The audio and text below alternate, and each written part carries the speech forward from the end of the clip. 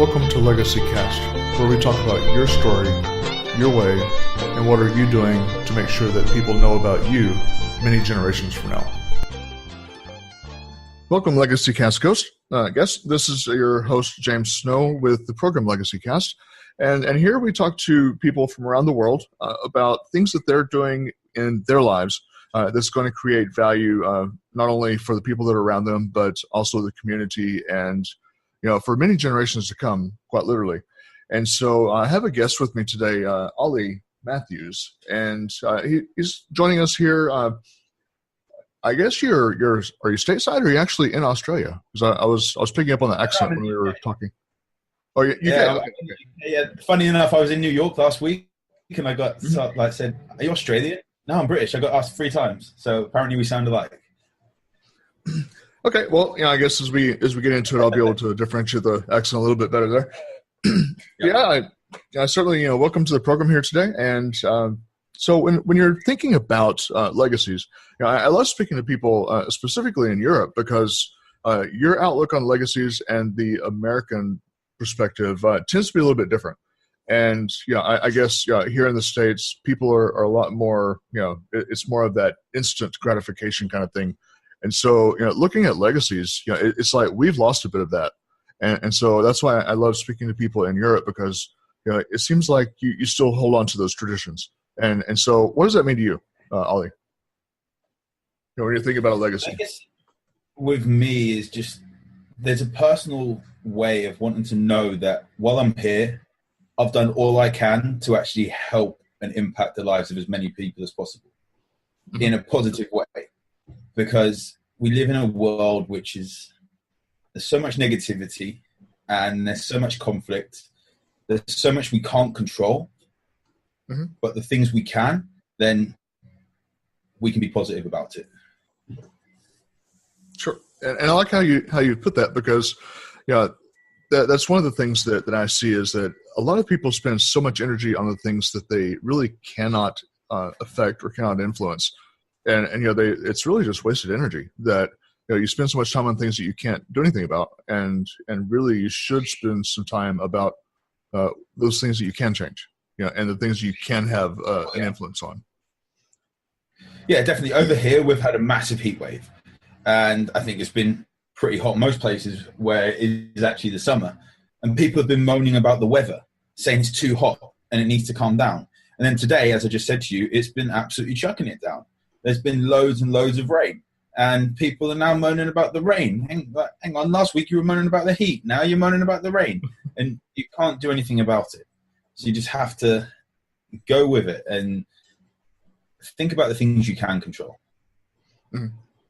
Yeah, and I'm here in Texas, in the U.S., and when we talk about heat, we're talking about 110 degrees. That's our summer heat in this area, and so I'm sure that's a little bit warmer than what you're getting over there, but definitely. Even still, I also look at it from the aspect of, we have service members that, are in the Middle East, and our 110 degrees is nothing compared to what those guys are dealing with. And so, exactly, and they've got full gear. They're full gear, and in the full sun. So, as we say here, suck it up. Deal with it. Yeah, exactly. You can't control it. You can deal with it. And there's so much more in life that can have attention paid to it rather than the weather. Sure. So when you're thinking about legacies in general, would you say that's something that other people should spend some time really considering, not only on their personal life, but their business life? What their business is going to be like, when they pass that to the next generation and so forth. I believe personally that people should be looking at the legacy. What are you leaving for future generations? Not necessarily for children, but future generations. Let's look at it in a wider field.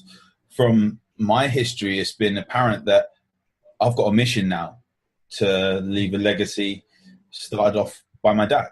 And it's my mission to do that. And it will happen. Right. So how do you correlate that kind of a philosophy into your business planning? How would you do that? that's something where having a future vision as to growth, I feel that I know that at the moment I love and I thrive on my one-to-one side of things, but I can't get enough people worked on and impact enough people if I just do one-to-one coaching. So doing podcasts, doing interviews for articles, writing blog posts, doing videos, all these things can actually help me expand. And then there's the growth of, okay, then there's a position where you can build your business to add coaches, to add value to more people in other ways, have courses where these coaches can then learn to impact people, and it kind of filters through. So that legacy has come from the top and just filtered down. Sure. And, similarly, when you do, say, seminars or things of that sort, that's something that I do, seminars and workshops. That way you're actually in front of more people and you're able to affect more lives that way.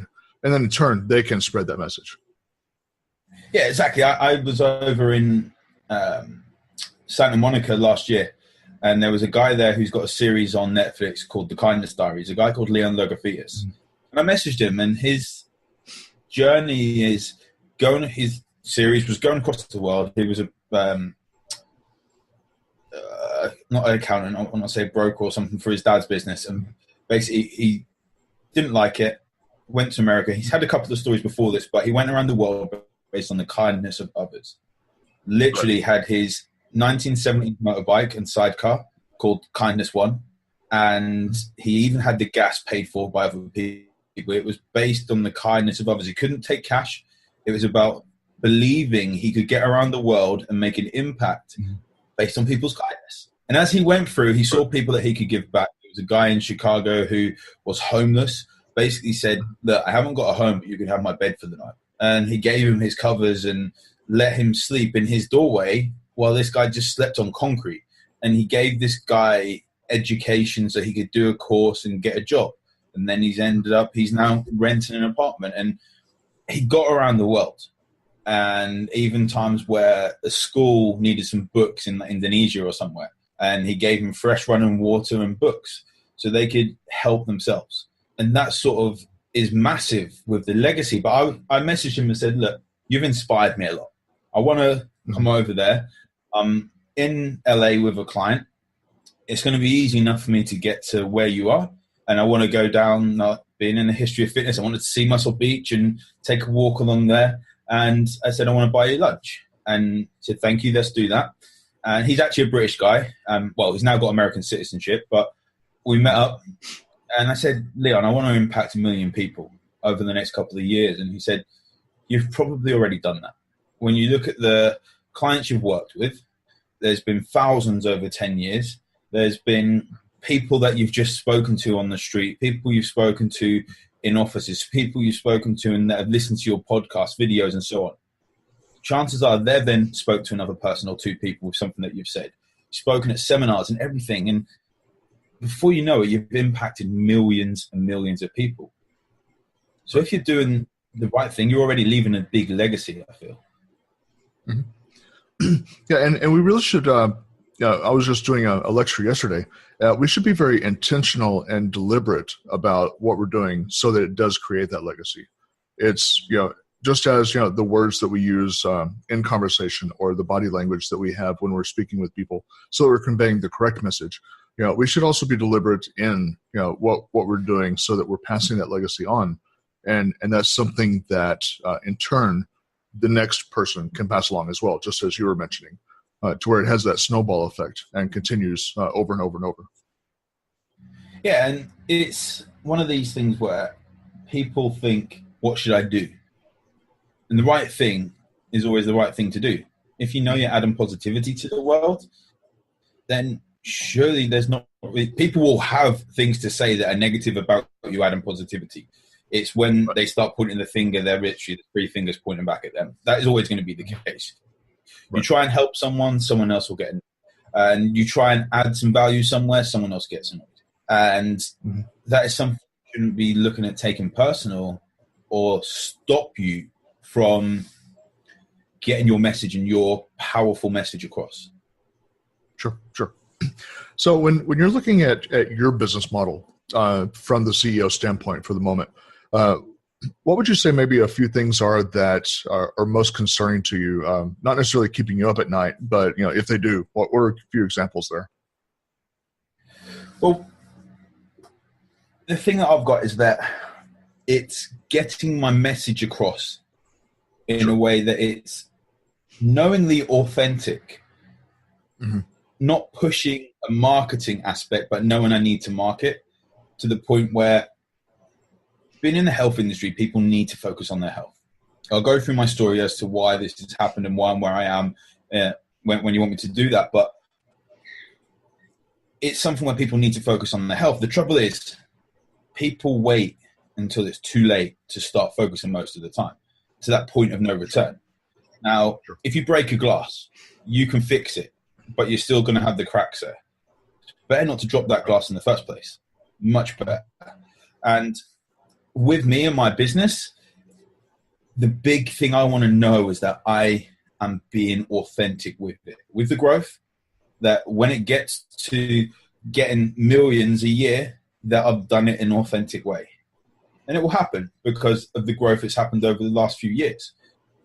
Everything I know, I want to know that we see so many people that are dishonest. I want to know that that conversation I had on Tuesday 4 weeks ago isn't going to catch up with me 4 years' time because I've been honest with it. And if you're honest, you can remember things. And so many people will lie about things just to get instant gratification, as you said about being over there. It's not saying that Americans are dishonest. I love America, and it's a massive. But I would move there in an instant. When I get the chance, it'll happen. But instant gratification leads to a lot of dishonesty. It does. It does. So, would you say that it's important for people then to create some sort of personal and business strategy for themselves so that they can create this legacy mindset?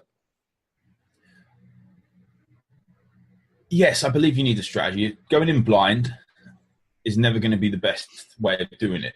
Do you need a perfect strategy? No, because perfection usually leads to procrastination. Sure. And when we look to iron out all the creases, get everything 100% perfect, we end up not starting. Some of the best businesses have actually been made, provided you're not making any negative impact. Some of the best businesses have been made by building the plane whilst it's already in flight, by learning as you go. Sure. Now, when it comes to someone's health, okay, you need a certain bit of responsibility there and a bit of knowledge to make sure you're not damaging health. But you can still, there's different levels of knowledge you need to have to impact someone's life. And you can still build that plane whilst you're flying it. Yeah, and I like how you put that, because I've actually seen in my practice, I'm in the finance world, and I've seen how some people, it's they try to do so much ahead of time and really just spend they're spending so much energy trying to get everything just so, and waste the time to where they could have been actually much further ahead had they not just kept putting it off until it was the perfect, quote unquote, perfect opportunity. Oh, exactly. And there will never be a perfect opportunity, really. Mm-hmm. It goes well with, I keep relating it back to health. Obviously, that's what I do. But it goes well with your health. We always wait till Monday to start a diet, to start a new plan, or the next month and so on. But if we actually start when we say we're going to start, we'll already be so far ahead. An example I have with my own health is when I got married. Now, a lot of people would use marriage for getting in really good shape. I was 6 months before my wedding, and I had a big injury when trying to run a couple of marathons. I turned to powerlifting because I didn't have to look great and I could eat a lot more food. Before I knew it, I had around 22 pounds to lose, 10 kilos. And then I thought, I'm too busy. I can't really be focusing on losing weight now and losing fat and getting in better shape. I've got a wedding to plan. I'm building my business. And apart from it being a responsibility to me to be in pretty decent shape, not necessarily shredded all year round, but in decent shape, because that's what I do. It's also a responsibility to my family